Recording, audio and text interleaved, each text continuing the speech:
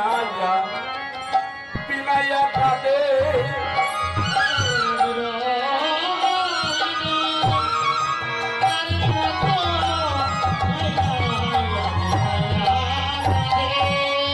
ওরে হায় রে আমার নদিয়ার চাঁদে বিনাইয়া বিনাইয়া আজ বিনাইয়া কাঁদে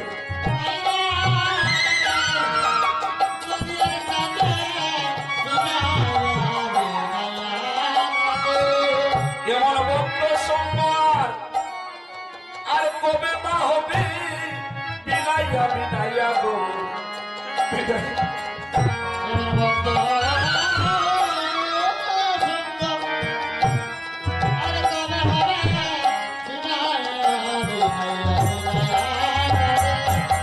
এমন সাধুর বাজার আর কবে বা হবে তোর বিনাইয়া বিনাইয়া বিনাইয়া কাঁদে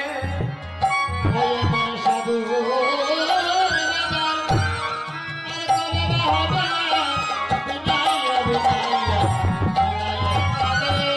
আজ বহু বাক্যের পরে এমন হয়েছে রে এমন বাক্য কবে বা হবে বহু ভাগ্যের ফলে হয়েছে রে মন ভাগ্য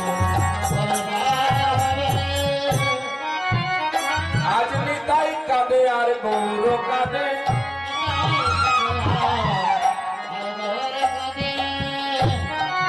এমন বাক্য আর কবে বা হবে নিতাই কাঁদে গৌর কাঁদে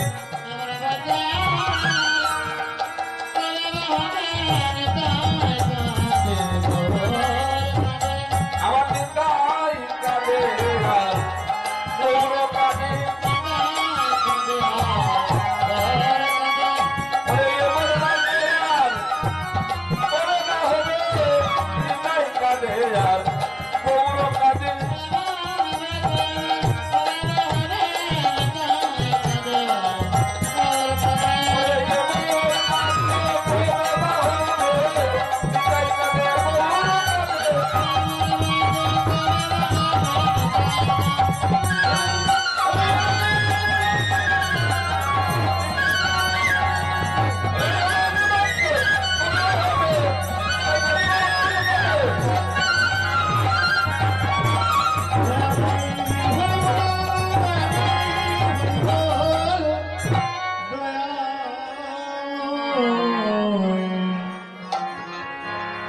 মহাপ্রভু ইঙ্গিত পাচ্ছেন চাঁদের বাজার ভেঙে যাবে নিত্যানন্দ প্রভুকে ডাকছেন মহাপ্রভু যে বাহিনী তাই মহাপ্রভু ডাকছেন এই যে ভক্ত সঙ্গ চাঁদের বাজার এটা বহু বাক্যের ফলে হয় একটু তুলিয়ে দাও এটাও একটু তুলে দাও हरे कृष्ण जय राधे जनिता जय बोल हरि बोल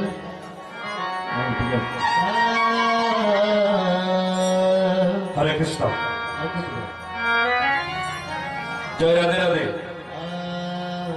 আমার এটা তুলে রাখি নিতাই কাঁদে আর গৌর কাঁদে আচ্ছা রেস্ট করো ছোট ভাই তুমি কষ্ট করছো মহাপ্রভু অজরে কাঁদছে কারণ মহাপ্রভু দেখুন এই যে চাঁদের বাজার এটা বহু বাক্যের বলে হয় বাবা মানুষের লক্ষ কোটি টাকা থাকতে পারে কিন্তু চাঁদের বাজার বসে নিতে পারে না এটা মহাপ্রভুর কৃপা ছাড়া হয় না দেখুন মহাজন কলম দিলেন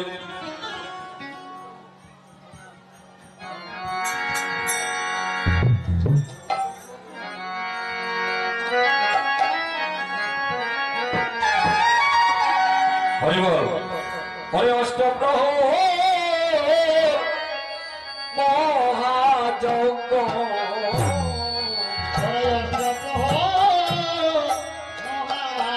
যোগ্য ওরে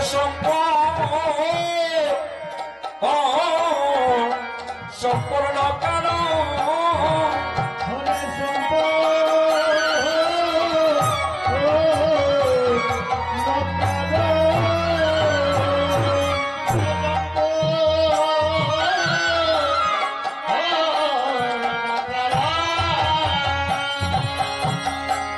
ওরে আনাইলাম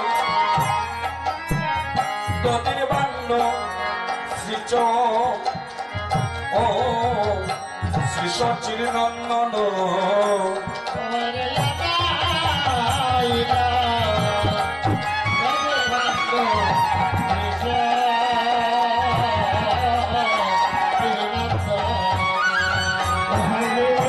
আহারে আনাইলাম তোদের বান্য শ্রীষ ও শ্রী সচির নন্দন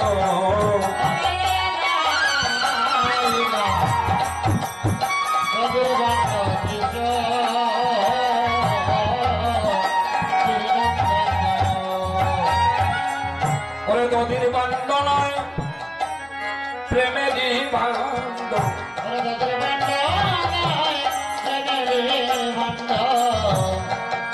তোদের বান্য নয় প্রেমেরই বান্ধ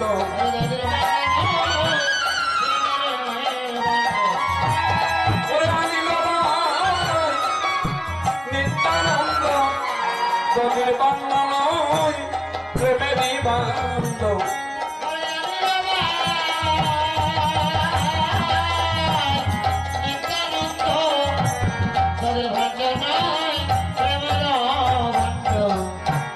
ওরে আনিল ভাই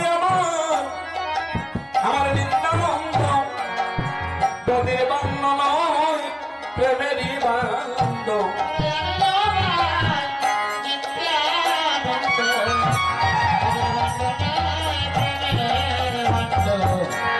ওরে উত্তরিতে আমার কলির পাষণ্ড তোদের বান্য নয় প্রেমেরই বান্ধ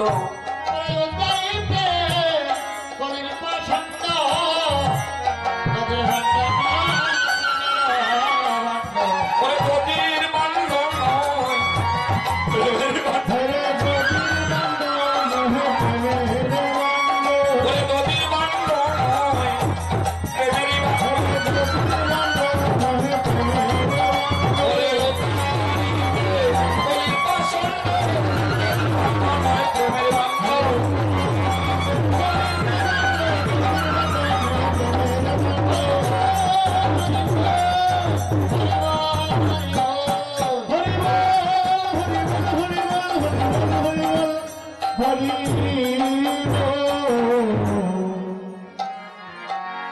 তোদের বান্ধ নয় প্রেমের বান্ধ মা যারা আর কি বললেন যারা কীর্তন গায় বললেন তারা নিতাই গৌর সম্প্রদায় তারা নিতাই গৌর সম্প্রদায় এরা ভুবন মঙ্গল কীর্তন গায় সম্প্রদায় যারা গৌর মঙ্গল কীর্তন গায় তারা গৌর সম্প্রদায় যাদের মালা তিলক দেখা যায় তারা গৌর নিতাই সম্প্রদায়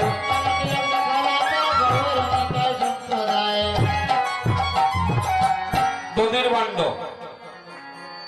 এটার একটা তাৎপর্য আছে এই যে বসুমতী মা আগেকার দিনের যারা মায়েরা ছিলেন প্রাচীন বাবারা মায়েরা তারা ঘুম থেকে উঠে দেখবেন এই বসুমতী মারে এভাবে একটা প্রণাম করতেন এখন আমরা আর এটা করি না একদিন বসুমতী মা ভগবানের চরণে যাইয়া বলছেন হে দয়াময়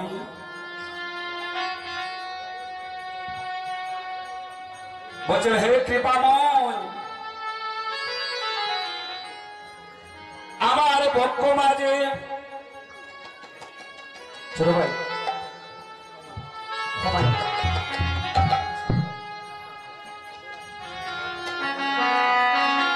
হে ভগবান আমার বক্ষ মাঝে তোমার অনন্ত কোটি ভক্তের বাস।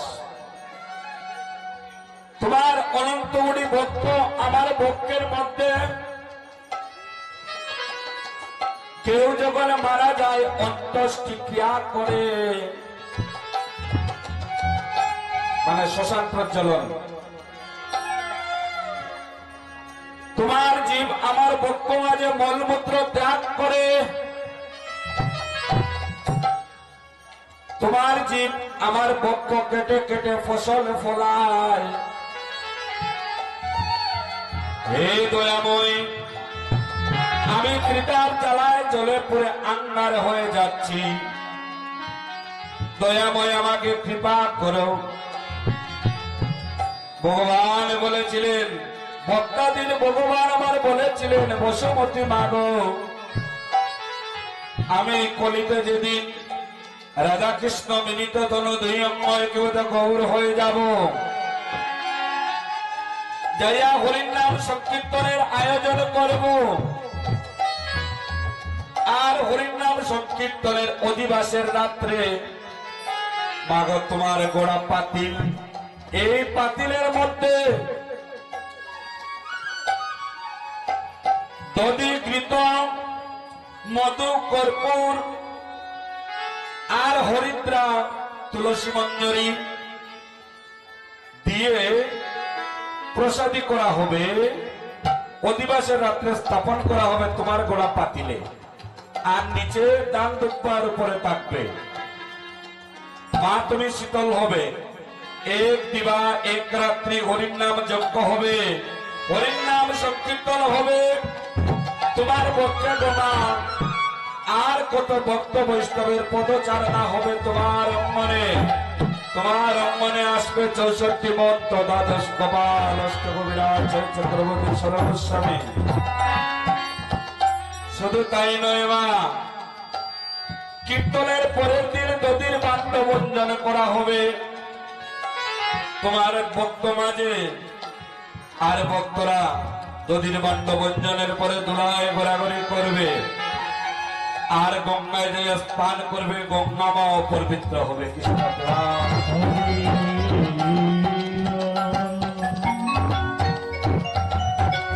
বুঝতে পেরেছেন? নারদমুনি কৃষ্ণ নামের মহিমা জানতেন না। ভগবানের কাছে বলেছিলেন, ভগবান বলেছিলেন কাজ করো, যাও দেবাদিদেব মহাদেবের কাছে, ব্রহ্মার কাছে। কেউ বলতে পারলেন না। গেলেন জমপুরীতে, যাইয়া জমের পুরীর এক পাশ কৃষ্ণ নাম নিয়ে বিনা বাজাইতেছিলেন। 3 পাশের সবাই উদ্ধার হয়ে গেল, এক পাশ বাকি রইল।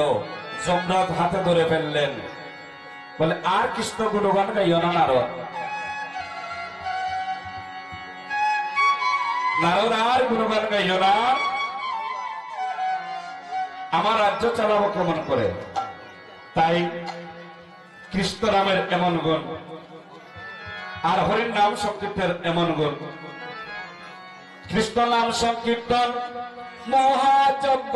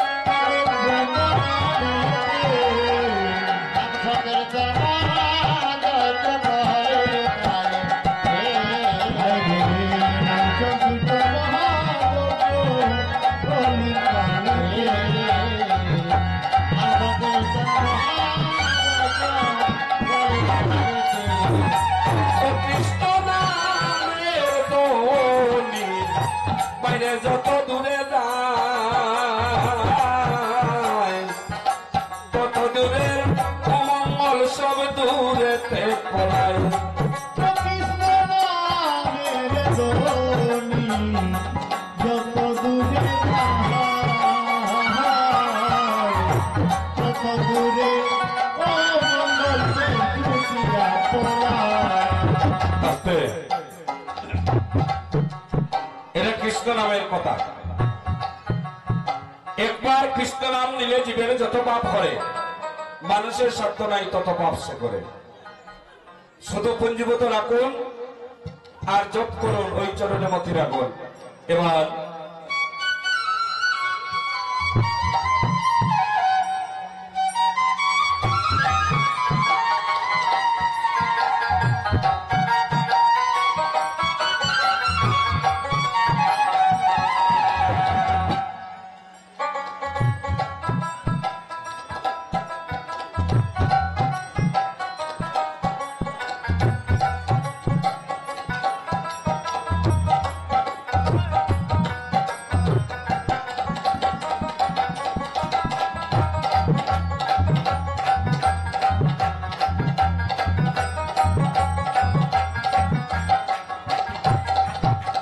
এই যে চাঁদের বাজার বসেছে, মহাপ্রভু জোরে কাঁদছেন আর নিত্যানন্দ প্রভুকে বললেন, নিতাই বাইরে এমন চাঁদের বাজার কিছুক্ষণ পরে ভেঙে যাবে। তাই মা যেন কলম দিলেন, ওরে 64 হাত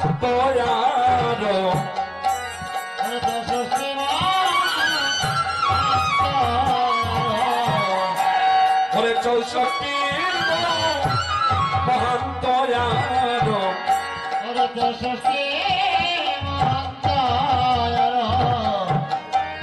ওরে যত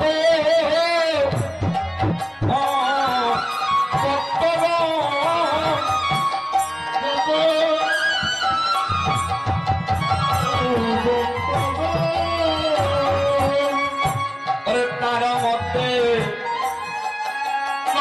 হরি চির চির গুণন্দন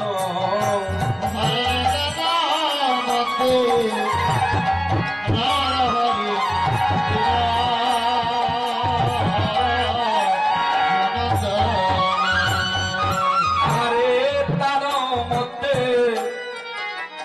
নর হরি চির চির গুণন্দন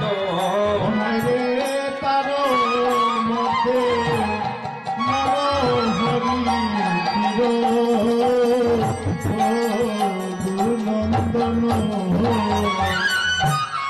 আজি দন্ন দন্ন রঘুনন্দন আজ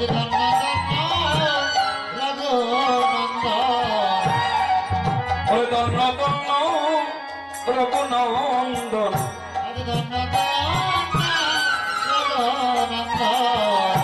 ওরে কারণ বলে আজ কীর্তন দন্ন দন্ন রঘুনন্দন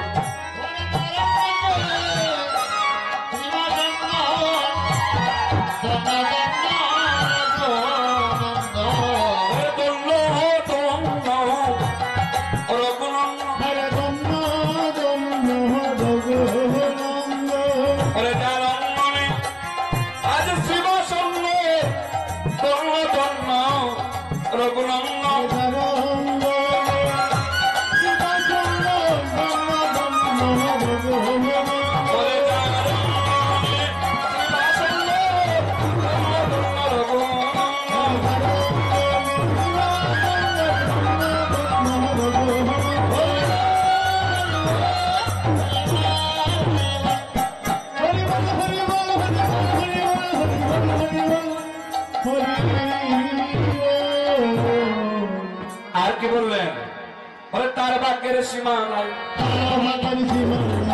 তার বাক্যের সীমা নাই, যার মনে গুরু গুসাই তার বাক্যের সীমা, যার মনে গুরু গুসাই তার বাক্যের সীমা নাই। তার বাক্যে আমরা বাক্য, তার বাক্যে আমরা বাক্য।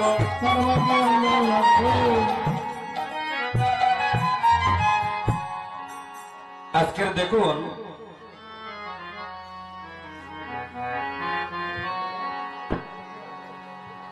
হরির নাম কীর্তনের 3 কুল উদ্ধার হয়।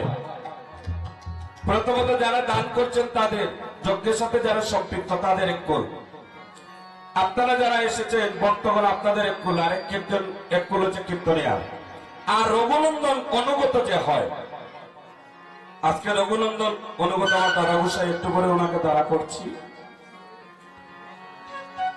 64 মহন্ত আরো যত ভক্তগণ, তার মধ্যে নরহরি শ্রী রঘুনন্দন। আজকে রঘুনন্দন অনুগত, হরিদাস কীর্তনীয় অনুগত, আমি কদম বাবাজি যজ্ঞেশ্বর অনুগত।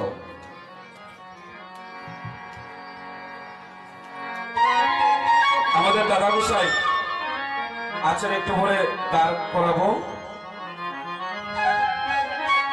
এখন রঘুনন্দন,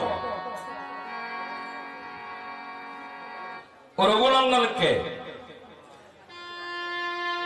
মুকুন্দ কবিরাজের ছেলে ছিলেন সেই রঘুনন্দন, আজকে যিনি অনুগত হয়েছে।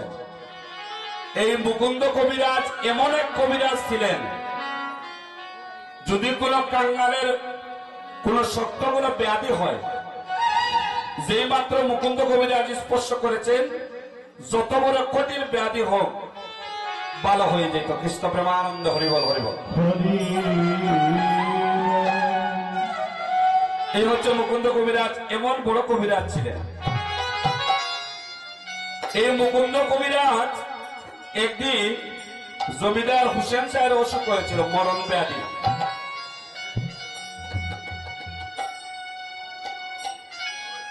তখন সনাতন মিশ্রের কাছে গিয়েছিলেন, আমি কি করব, আমার মরণ ব্যাধি হয়েছে হুসেন সাহেব। এই হুসেন সাহেব রাজ্যটা হচ্ছে কোন জায়গায় জানেন? এটা চাপাই নবাবগঞ্জ। আমি চাকরি করেছি চাপাই নবাবগঞ্জ আর রাজশাহীর মাঝখানে, ওই ইন্ডিয়ার ওই পার, ওইটা মুর্শিদাবাদের সাইড পড়ছে হুসেন শাহ রাজ্য। হুসেন শাহ রাজ্যটা এমন ভাবে ছিল যে এই দিকে লম্বায় ছিল 14 থেকে 15 মাইল, আর এই দিকে ছিল 60 থেকে 5 মাইল, এর মধ্যে 22টা বাজার ছিল। তখন কেউ অপরাধ করলে এই 22 বাজারে নিয়ে বেত্রাঘাত করা হতো। তখন হুসেন সাহেব হয়েছে মরণ ব্যাধি। সনাতন মিশ্র বলেছিলেন, এক কাজ করো, মুকুন্দ কবিরাজের কাছে যাও। তবে মুকুন্দ কবিরাজ বিনয়ীন কাঙ্গাল ছাড়া হাওড়িরে কবিরাজি করেন না। এবং সনাতন মিশ্রের কথা শুনে ওই হুসেন শাহ একদম বিকারী বেশ ধারণ করিয়া মুকুন্দ কবিরাজের কাছে গেলেন। আর মুকুন্দ কবিরাজ যে মাত্র স্পর্শ করলেন অঙ্গের মধ্যে, মরণ ব্যাধিটা ভালো হয়ে গেল। হরি বল হরি এখনো বৃন্দাবনে গেলে দেখা যায় হুসেন শাহ রাজ্যে নাকি ওই হুসেন শাহের সেবার বিগ্রহ, ওই আমলের যে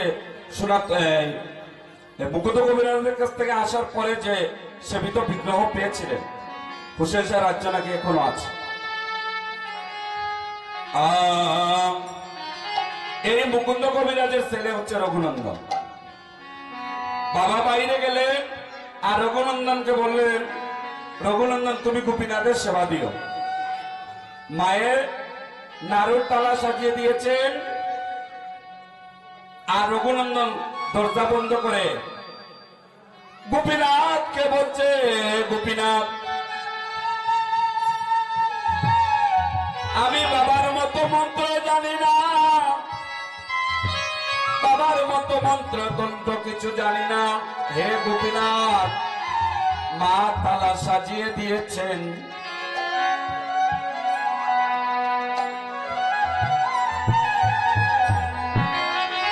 তুমি সেবা নিতে হবে। এখন গোপীনাথের তালা দিয়েছে, দিয়ে ভক্তি প্রণাম করে রঘুনন্দন বলছে, হে গোপীনাথ, বাবা দিলে তুমি সেবা নেও, আমি দিলে তুমি সেবা নিবে না। আমি দিনহীন কান্নার ছোট্ট একটা ছেলে, তোমার চরণে প্রেমাবিষ্ট হচ্ছে নাও। তখন আপনারা পার্থিব জগতে বিগ্রহের সম্মুখে কিছু দিলে সেবা নেন নাকি? আমরা দেই, জানি না ভগবান গ্রহণ করেন কিনা। এখন ভগবান সেবা নিচ্ছেন না গোপীনাথ, সময় সময় অজরে রঘুনন্দন কাঁদছে।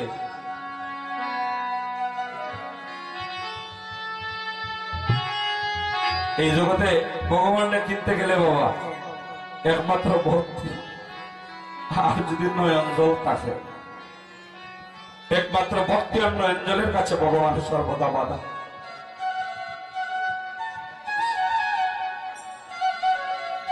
রঘুনন্দন জোরে কাঁদছে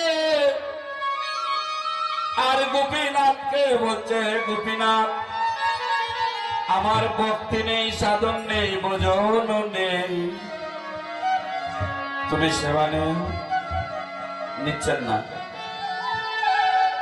অজরে কাঁদছে। পাথরের বিগ্রহ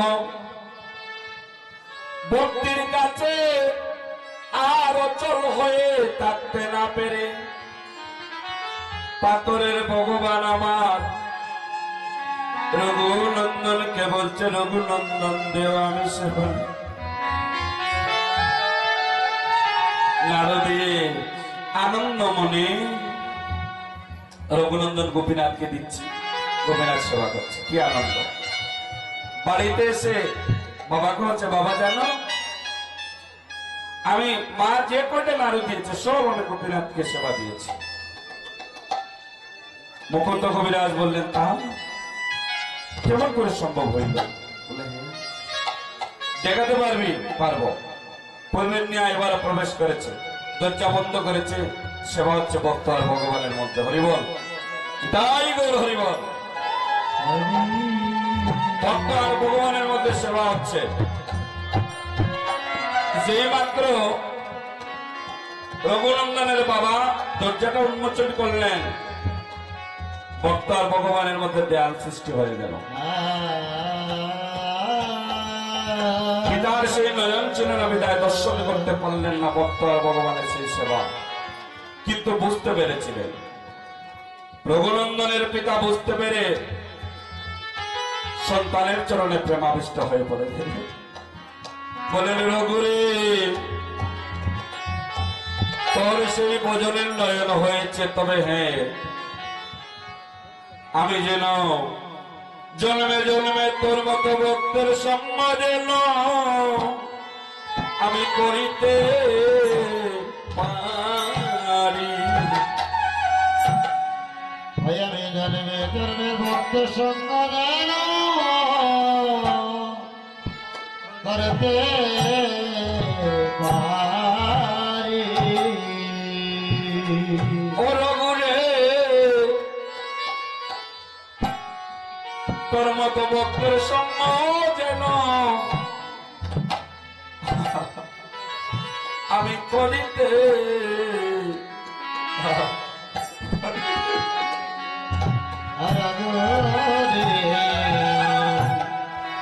তোর মতো ভক্তের করতে পারি। রঘুরে জনমিনু আমি জনমে জনমে রে ও রঘুরে ভক্তের সঙ্গ যে যদি আমি করিতে পারি।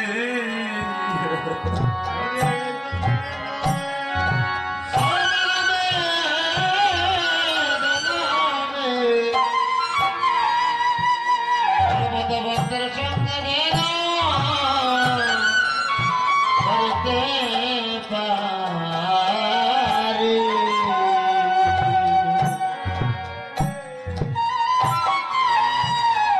তুই এই কি করো মরে রে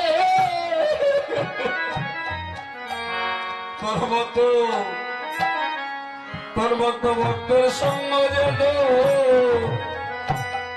আমি করিতে পারি রে।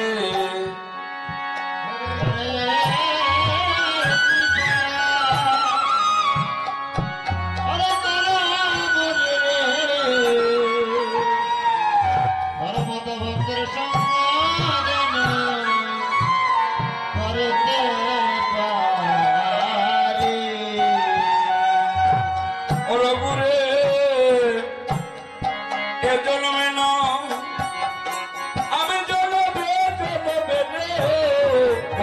স্বপ্ন যেন করিতে পারি রে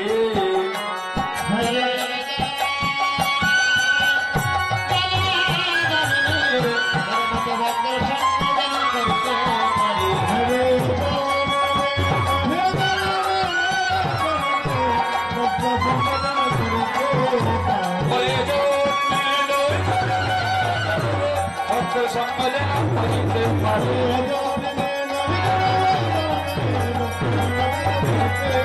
হরিবল দয়াময় হরিবল দয়াময়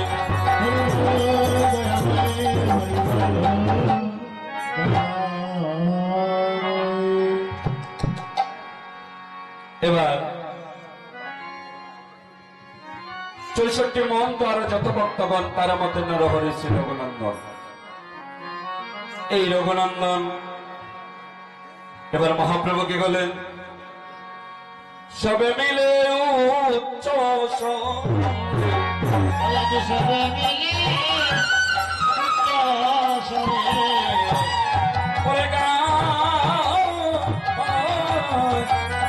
হরির গো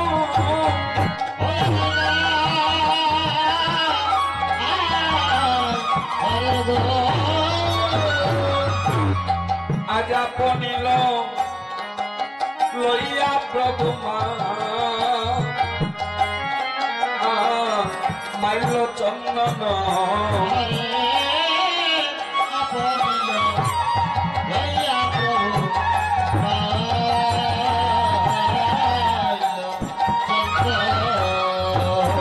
আরে আপনিল লইয়া প্রভু মাইল চন্দন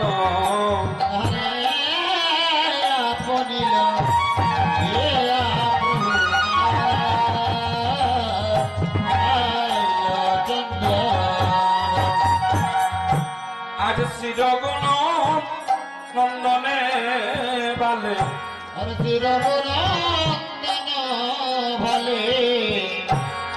শ্রী রঘুন নন্দন বালে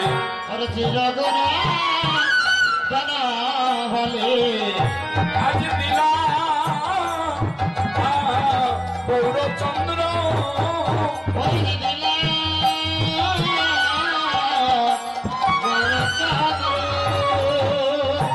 আজি কণ্ঠে দিলাম প্রসাদী মালা হই আনন্দ কণ্ঠে দিলা প্রসাদ মালা আনন্দ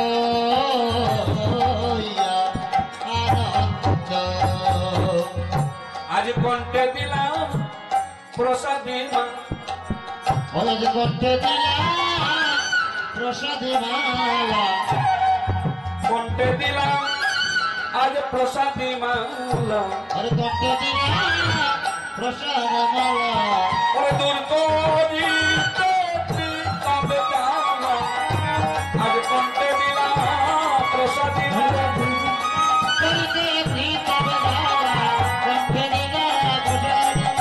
আজ কণ্ঠে দিলাম প্রসাদী মালা দূর করিতে পিতা বেলা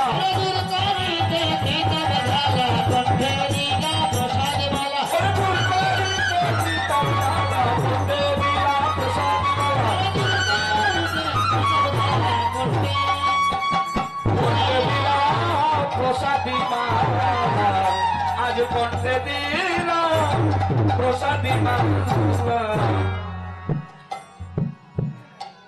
আজ মহাপ্রভু সবে মিলে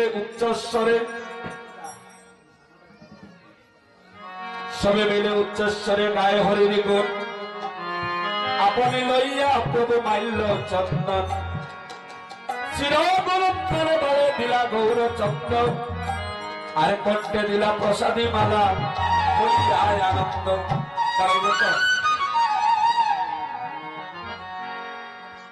আপনার দাঁড়াইলে মনে ভালো লাগবে নাকি দাদা বসে মহাপ্রভু নিজে নিজে মাল্যচন্দন করিয়ে রঘুনন্দনকে মাল্যচন্দন পড়াচ্ছে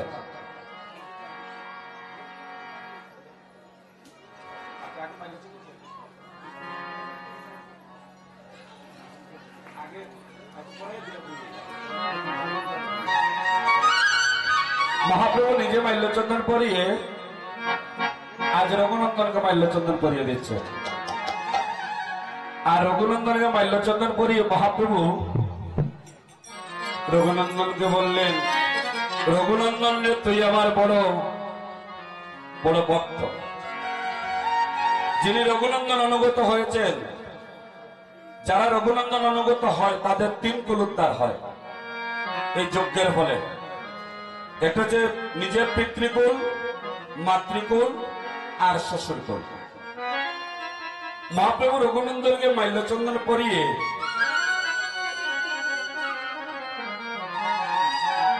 আজ রঘুনন্দনকে বললেন, রঘুরে ও তুমি জন্মে জন্মে আমার ভক্ত,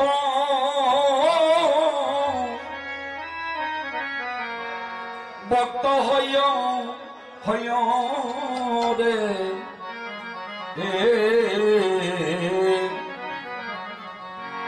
ওরে রঘুনন্দন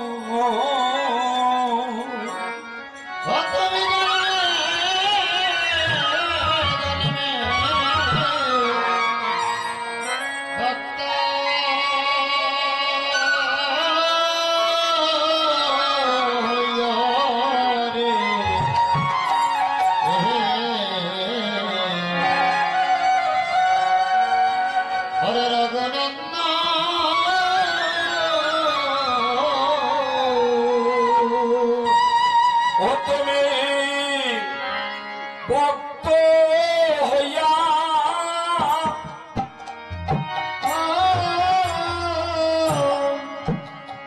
নাম শুনাইয়া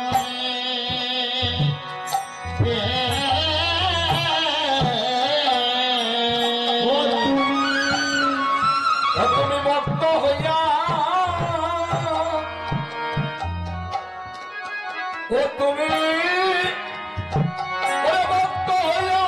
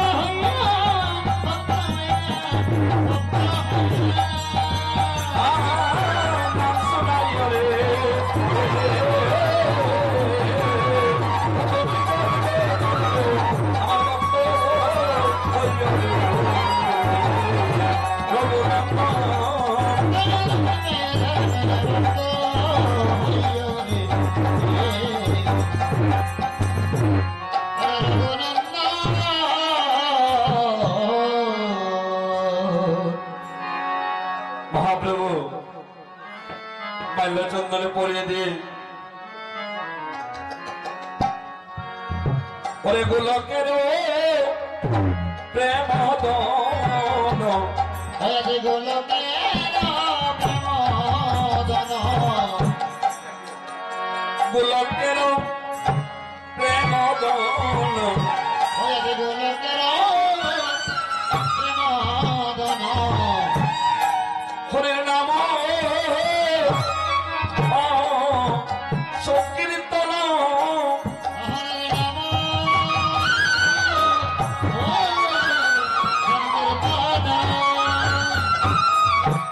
বলে কেমনে বিদায় দেব ফাটে ফাটে মন মন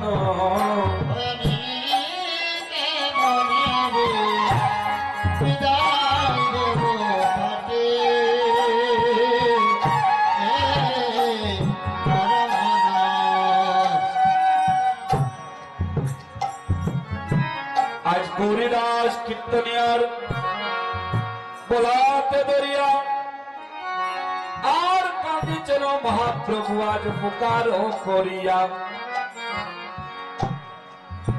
মহাপ্রভু নিত্যানন্দ প্রভুকে বললেন, নিতাই বাইরে এ তো বলি নিত্যানন্দ তুমি গরিবাই।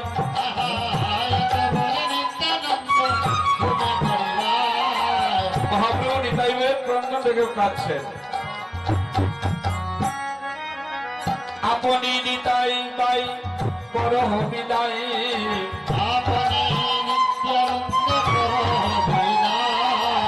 ওরে আপনি নিত্যানন্দ বড় বিদায়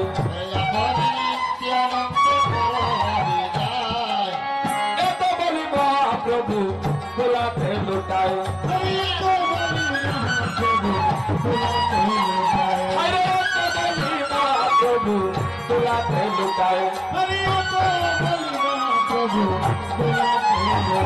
ওরে তোমার বিদায় তুমি দেও ভাই, তোমার বিদায় তুমি তোমার বিদায় তুমি দেও ভাই। তোমার বিদায় তুমি দাও আমি বিদায় দিতে পারবো না রে, তোমার বিদায় তুমি দেও ভাই। ওরে বিদায় দিতে পারবো না ভাই, তোমার বিদায় তুমি দেও ভাই।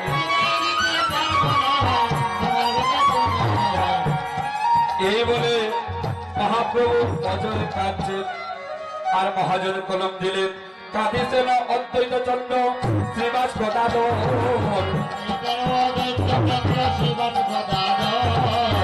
কাঁদিছেন অদ্বৈত চন্দ্র শ্রীবাস গদাধর। ওরে বাসুদেব বুসে কাঁদে গোলাপে দুঃসর, আরে বাসুদেব বুসে কাঁদে গোলাপে দুঃসর। আমি বিদায় দিতে পারবো না ভাই, ওরে তোমার বিদায় ভাই, আমি বিদায় দিতে পারবো না ভাই।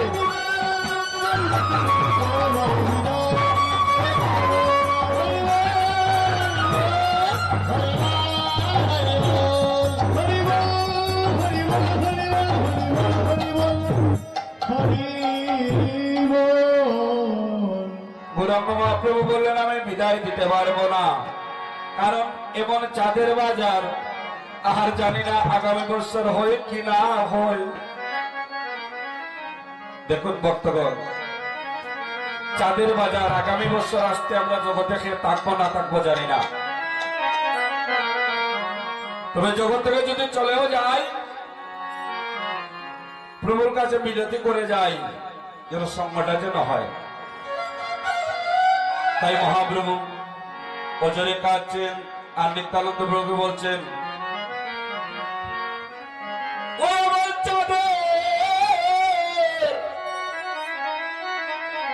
চাঁদের বাজার বুঝি ওরে বেঙ্গে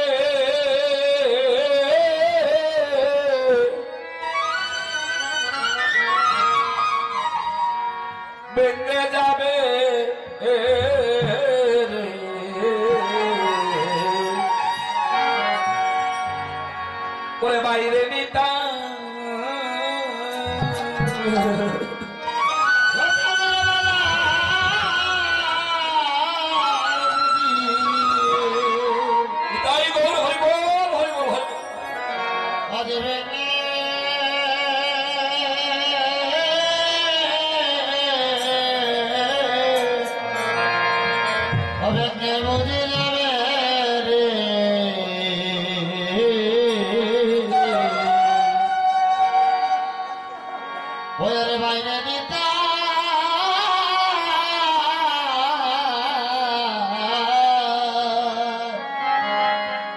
উভয় রে এমন দিন